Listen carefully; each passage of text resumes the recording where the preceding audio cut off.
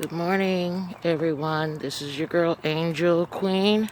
This is Angel Queen's Triumph, and I'm walking to the store, and I'll probably take like a little extra walk as well, just to clear my head. It's Wednesday morning, and it's about 7:20.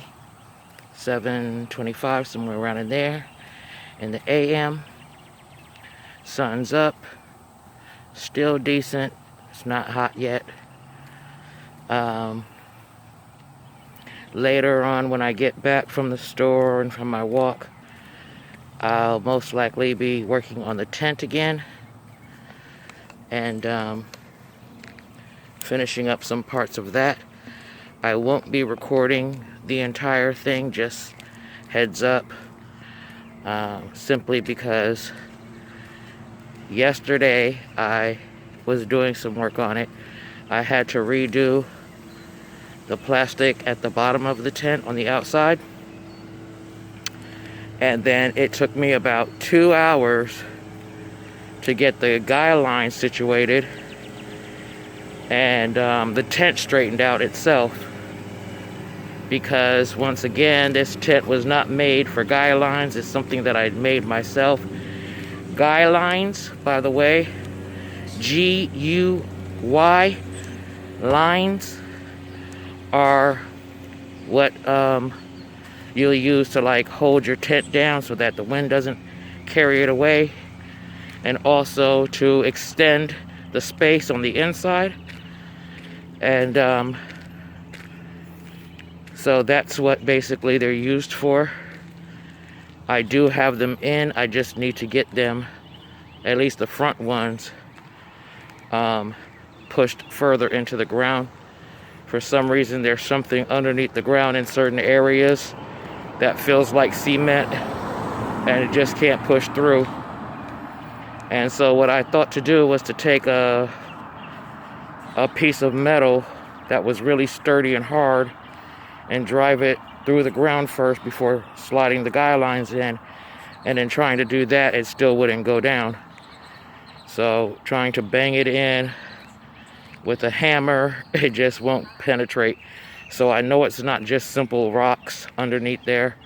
It's, like I said, it's either cement that was laid down a long time ago before dirt was put over that, because it's just specific areas you can go really deep into the ground, and other areas you just can't penetrate it regardless of what you're trying to do, because it just won't break up. And if it was rocks, it would probably just, like slightly move away and give me some space to like slide something so skinny as the type of sticks I'm putting in, pegs I'm putting into the ground. So it's just not happening. But anyway, I have to finish that up, and then probably the majority of what I'll do is just show the work I've done, the rework that I did, and then just talk about, the rest of it. I did put the tarp on. I just laid it over the shower curtain that I'm using as a tarp. I just laid it over and clamped it into place. But of course, it's not solidified with guy lines, which is used for the same purpose. It's just to make sure that the tarp doesn't fly off. So once I put the guy lines in place, I usually take the clamps off and just put it so that it's not flapping around afterwards. But that's about it. So that's what I'll be working on today. I'll film some of it, but not everything. And I had already made like 2 videos that just weren't gonna work. Because like I said, it started taking too long. It went over, like I said, 2 hours. And nobody's going to want to sit there and see people, a person fumbling to try to get their tent erect. And sometimes, there's some difficulties in straightening it out and all that. I mean, it's a cheap tent, so there's going to be difficulties, and especially if it's not made for the things that I'm doing to it. Like the bottom where I'm putting, a barrier to keep the water out and all that kind of thing. So all that was not meant to do to the tent. and therefore it's a little tedious. But once it's up, and I only have to take it down like once a month. But if I have a specific area that's good, and you know, the place that I find, and it's good ground, and even, because I'm really not worried about like debris so much, even though in the very first video I was like moving the debris out of the way just so it wouldn't poke through the bottom. But like uneven ground and all that kind of thing is not really a bother, as long as I have the mat, the yoga mat, and the basically the stuff that I put underneath to, you know, underneath me, with inside the tent, to make sure that it's soft enough and comfortable enough for me to lay on. Anyway, so that's what's going to be happening today. Mostly this video, actually, I was just giving you a byline for what I'm going to be doing later.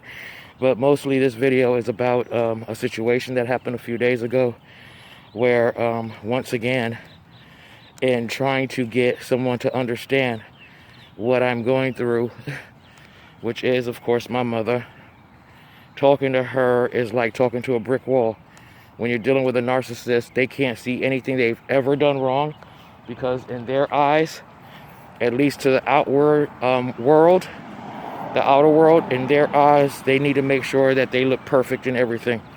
They make no mistakes, they have no problems, everything's, you know, perfect in their life. And I do mean when they believe everything is literally perfect in their life. Their lifestyle is perfect even when they have no one around, because they've driven everybody away, that kind of thing. Well, her getting up in age, it's talking about her imminent death. Basically, at some point in time, it's going to happen, which she doesn't believe, because for whatever reason, they just believe that they're going to live forever, I guess, or they don't believe in their own immortality. So, or mortality, I should say, not immortality, but they don't believe in their own mortality. So they get very upset when you start to discuss death. My issue is, at some point in time, regardless if I'm living there or not, you know, going through whatever problems I'm going through, physical or mental health, I will be the go-to when push comes to shove and she does pass away. So at that point, I'll be the one they call, because there is no my sister. She committed suicide in on April 5th, 2018, unbeknownst to her. My mother did not know. And I found that out while living with her in the very beginning. When I first came here to Florida, she wanted to know where her kids were at for whatever reasons. And when I found that out, I let her know, hey, she's already gone. And she had committed suicide. She slit her own throat. She used to be in the military. This is my sister I'm talking about. She used to be in the military. And that's what happened. And so she did that in Ohio. My mother didn't even know where she was living. My eldest brother, who is what would be called the golden boy in her life, can do no wrong and all this kind of thing, up until he's gone out of her house. Then all of a sudden he was like the most horrible person in the earth, unless she's trying to drive a point home. So at any rate, he attempted, while he was living with her, maybe about I would say about 5 or 6 years ago, about 6 years ago, and he attempted to commit suicide in the room that my nephew currently is occupying. And then he went stir crazy dealing with her, took everything he ever gave her and threw it out, and then left. And she hadn't heard from him since. And so there's only one other brother, and I'm saying them in order of their age. My sister was the eldest, my next brother, and then I have a brother that's a year older than me, and she hasn't seen him since he was 16. She left him in North Carolina because he was wilding out and these kind of things. And as far as she was concerned, she had to go get her stuff together, you know, go make her life perfect. So that wasn't going to be, conducive to what she was trying to get done. So she left him down there, and he is now 50. I'll be 49 this year. He turned 50 April 1st, actually, April Fool's Day. And like I said, she hasn't seen him since he was, I apologize, it's, early morning, people are going to work and going, taking their kids to school. So if you hear the cars going by, I do apologize. But yeah, so anyways, yeah, that's how that went. She made sure that she was going to be good, so she left him down there in North Carolina, and she came up to her family after my sister back then found them for her. And so she just abandoned everything. And the only person that she took was me, because at the time I was 15. She really couldn't leave me down there in North Carolina by myself. But when she did go to visit her family, and when I say her family, the people that she grew up with, basically, that's who she went to go see, and then she just never turned back. In fact, she didn't even come to get her things. She had my eldest brother send them, and of course he lost everything, and there's a whole bunch of stuff with that. But at any rate, that's how she's been living her life. She drives away everyone. She uses everyone, and then she throws them out. So basically that's what was happening. And now she's basically scared shitless because my nephew is not in his right mind. He suffers from issues, and my nephew is the son of my sister. So he's not in his right mind because of how he grew up. And even though he's 40 years old, he does things like he's a kid. And so she knows that he's not going to be able to take care of her past a certain stage when she can't take care of herself. And before, when I first came out and we were getting along a little decently, I told her about this. I said, if you don't stop doing these things, I don't know who you think is going to be able to take care of you, because they're going to come to me, and you've been treating me like crap all my life. And so when push comes to shove, if you have to rely on your grandson, you're going to be messed up. Now, it's not that she doesn't have other grandkids. She does have other grandkids, but the other grandkids are younger, and they have all kinds of problems, and they're not even anywhere near stable. Especially my 6. They're not anywhere near stable at all. So the one that she was going to try to rely on, she had just met. In fact, we both had just met her, which is the brother that's a year older than me. It was his daughter. He has a son. His son is in the military, but his son came out also to meet her and never came back. My niece, she went out, which is his brother. His sister. The one that's in the military is his sister. So she went out back to where she was staying in North Carolina, and she was supposed to come back again because we only met her that one time, and we had a great time. I even have a video of everything that we did because it was special. It was a very special day, and that was almost 2 years ago, and she committed suicide. She never came back, and she didn't tell us what happened. She just left, and we spoke to her over the phone, and I talked to her on Facebook, and everything seemed fine. And one day I got a call from her brother, a text message from her brother, and he said she had passed away. And now I know she suffered from Crohn's disease, and I thought maybe it was something that had to do with that, but he said no, she committed suicide.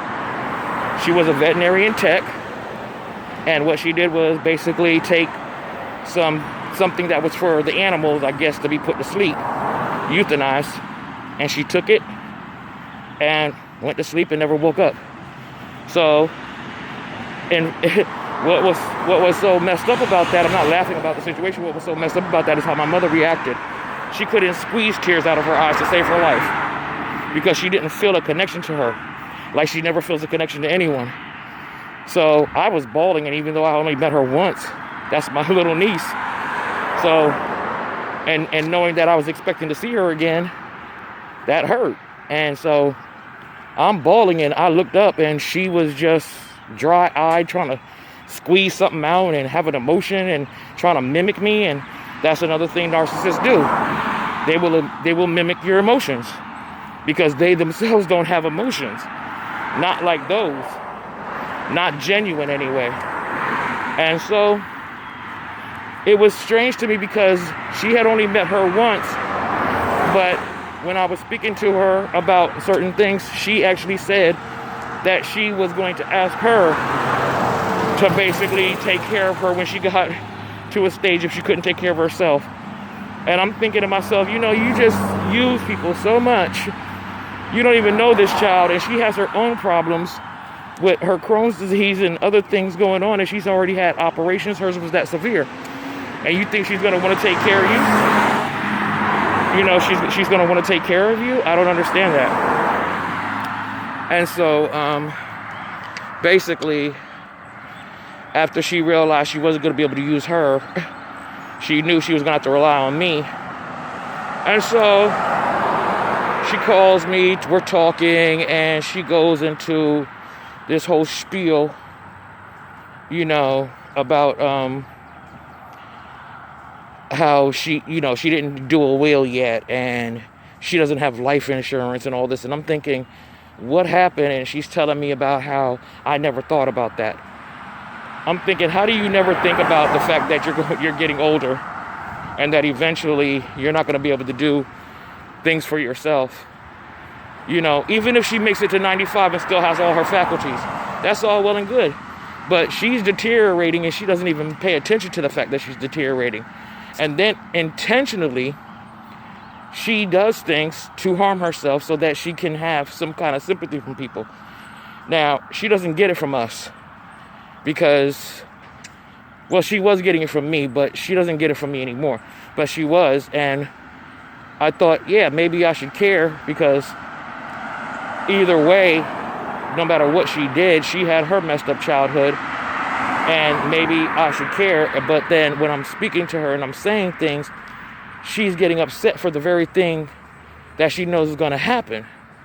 Like, you know, oh, like, you want me dead type of stuff. You people want me dead. And I'm thinking, well, why would we want you dead? Like, what's going to be the benefit of that?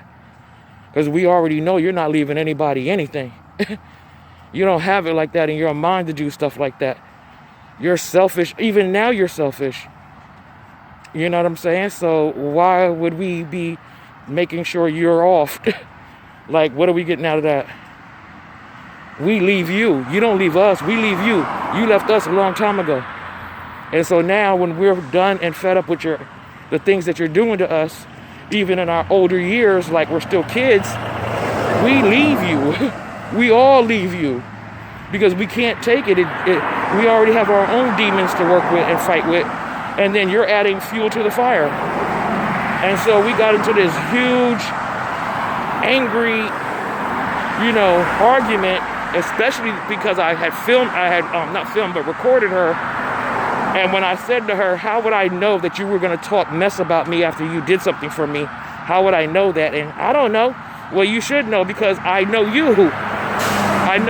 I didn't know that you were going to do what you did, because you've never done something that expensive for me. But I knew that it was going to be some kind of payback, or some kind of hell to pay, or some kind of attitude because you did it. And so she tried to justify what she had said. Oh, no, that's not what I meant when I said this, and it was wrong. But that's not what I meant. It wouldn't be wrong if it's not what you meant. You know what I'm saying? So you're acknowledging that it was wrong, but at the same time saying it's not what you meant.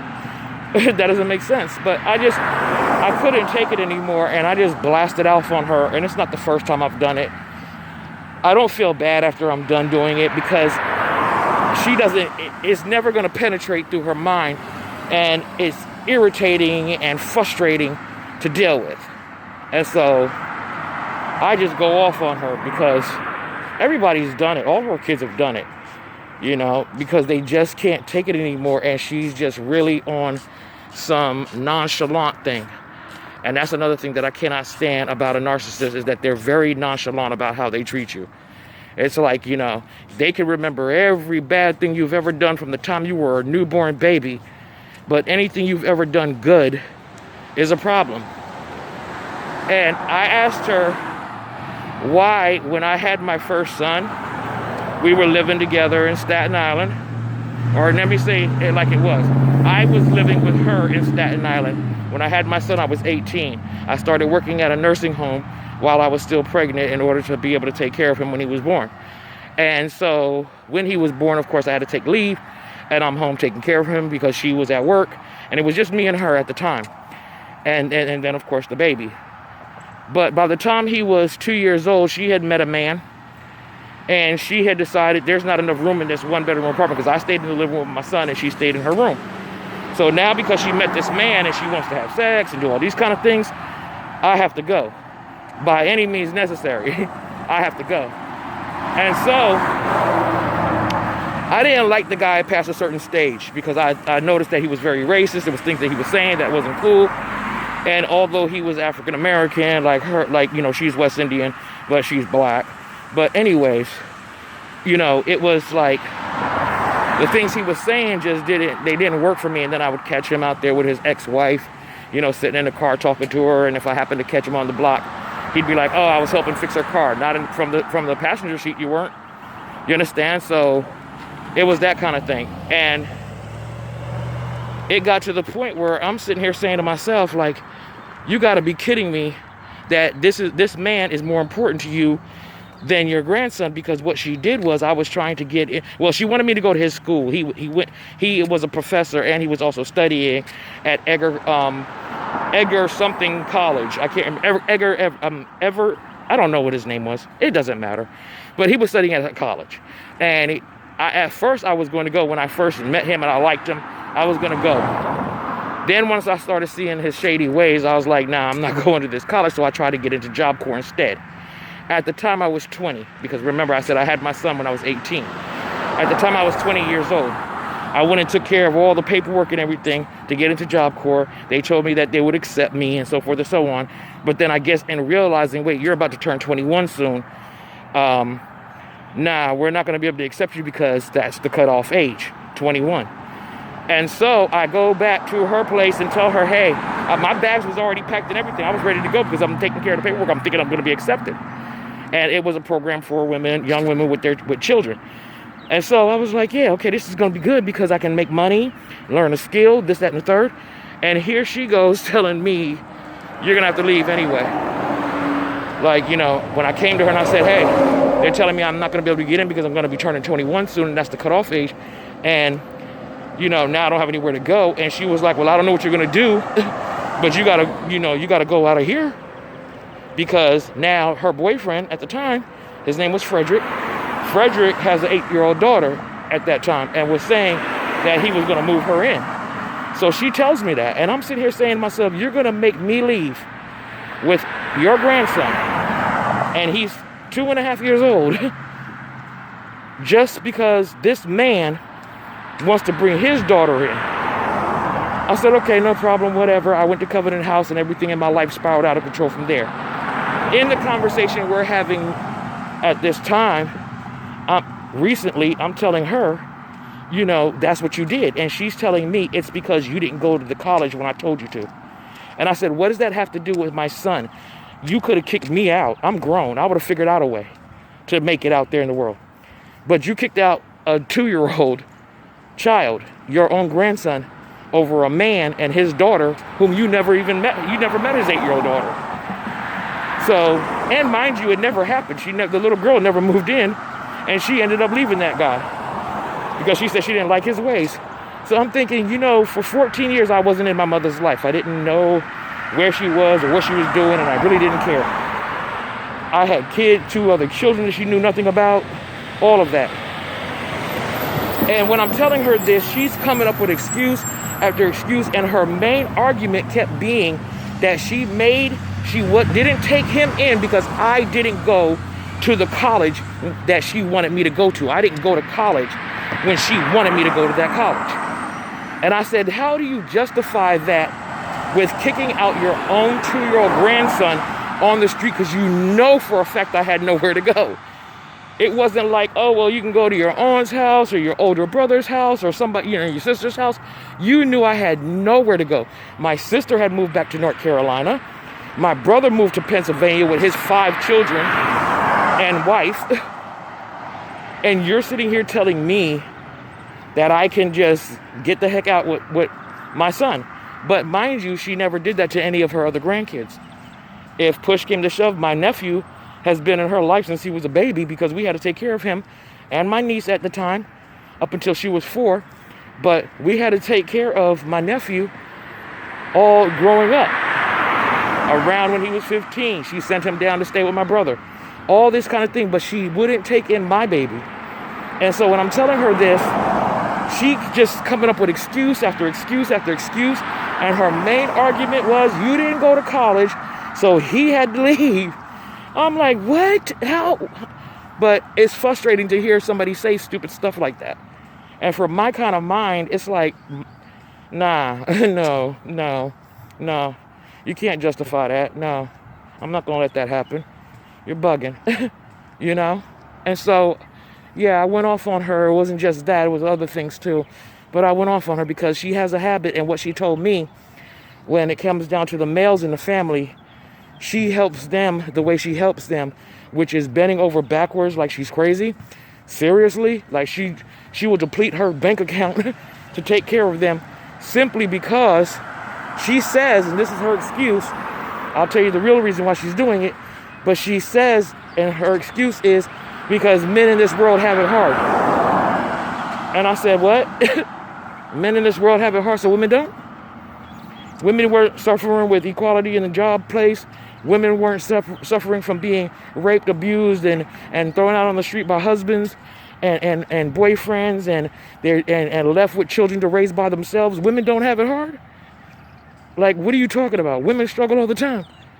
And your children, as far as they go, your female children struggle harder because they have kids with them, and the males don't.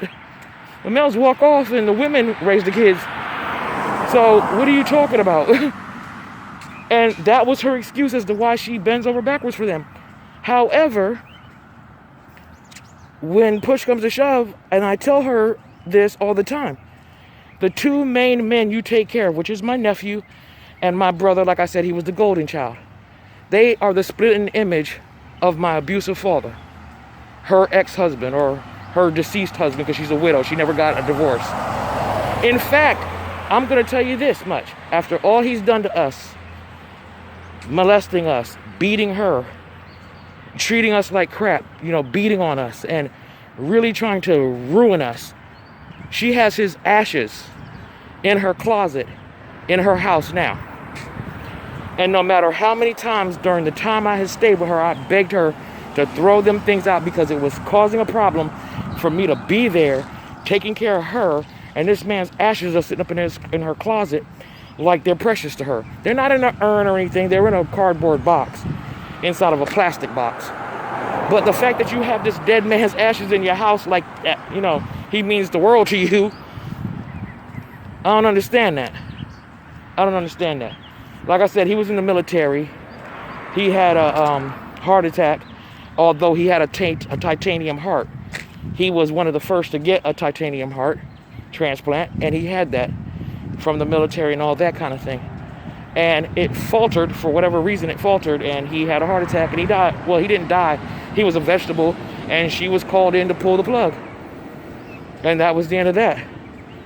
And it's like, why? And then, of course, they shipped his ashes to her and through the mail. And she went from Staten Island for, I don't know how many years, because he died in 2004. And she came, from what she explained to me, to here in Florida in 2010, I believe. So, yeah, 2010, because she said she's been there for 12 years.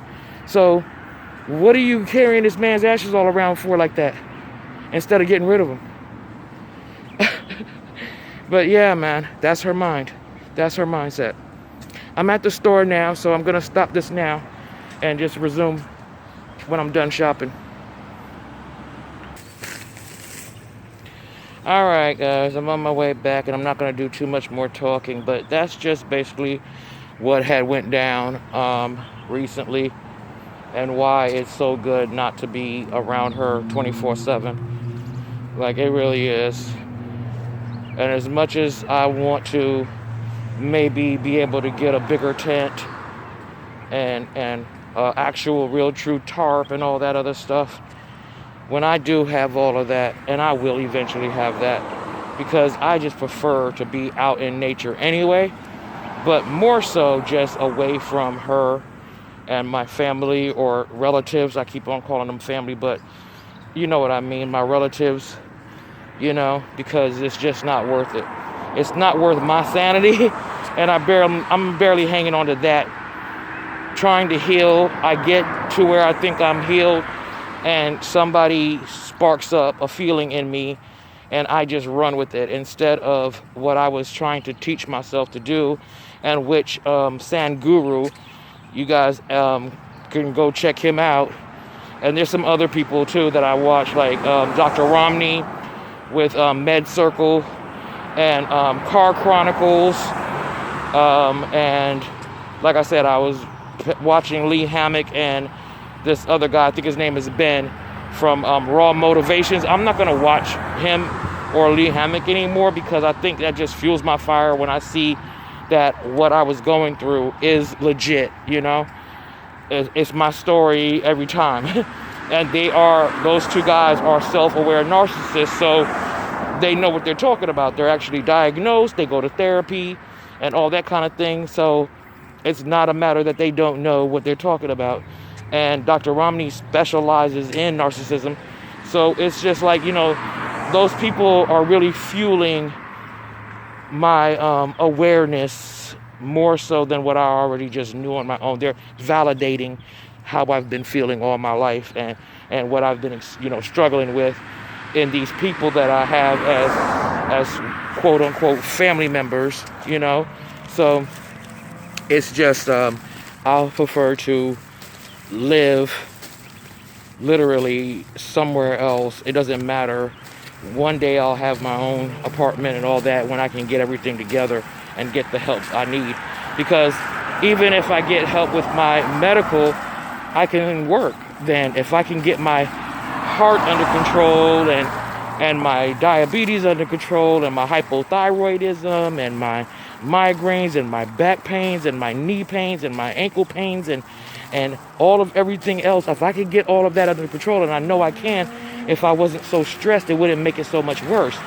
And then to add in the psychological aspect of it, if I'm seeing a therapist and taking my medications and all this kind of thing, and have my psychiatrist and all that to go to talk to, and legitimately see the progress that I'm making with all of that, I can work again. And if I can work again, I can get out of any situation that I'm in. But I have to get to that, and I can't get to that from nowhere at all, like from no support whatsoever at all. And that's my main problem, and that's what I'm focusing on right now, because I'm not a lazy person, and I'm not just sitting around like, oh, woe is me, somebody needs to help me. I have goals in mind. I want to, like I said, be there for my grandkids. That I wasn't able to be there for my children, I want to be there for my grandkids. They took that from me. And in doing so, I want to have something. I even want to be there for my kids. Because it's not like they're, in their late 30s and 40s. They're still relatively young. And so, my eldest is 30. My youngest will be 21 this year. So he's 20. So no, I don't have any babies, but they're my babies. And I want to be in their life. And not just, seeing them through Facebook or talking to them on Messenger or phone calls. I want to be there, and coming out here to help her and turning around and being discarded the same way that I was discarded when I was there and how I ended up here in the first place. That's just like a whole roundabout circle again. And it's me at 15 years old all over again, when it used to be just me and her and my brother, or just me and her and stuff like this when I was 15. And it's just all over the whole cycle. It just keeps repeating itself, going full circle. And this is going to have to be the last time it goes full circle. I messed up and thought that she might have changed, because once again, I didn't realize she was even a narcissist. If I didn't know what that word meant, I just thought, hey, you're just a messed up kind of mom to abandon your kids the way you did, to make sure that you're good, But now that I know what it is, it's like, wow. So that's what's going on. And like I said, sometimes I'm prepared for these things And that's a good thing, you know. God prepared me for that by having me live with a narcissist right before I came here, who is also a Gemini. He happens to be a male, but her patterns are exactly the same. And I've told her that too. I just left one narcissist to jump into another narcissistic relationship with my mom. Because you are this guy, only a female. You're doing the same exact things he did to me, only you're a female. And you find it justifiable, you know. And you did it to all my siblings, and you did it to all your own family members who are all gone. Nobody's in your life. Nobody comes and sees you. People are dying off. You talking about you have friends around the neighborhood, and I haven't seen one person come around to see you when I was there for those 3 years. You know what I'm saying? Not one person.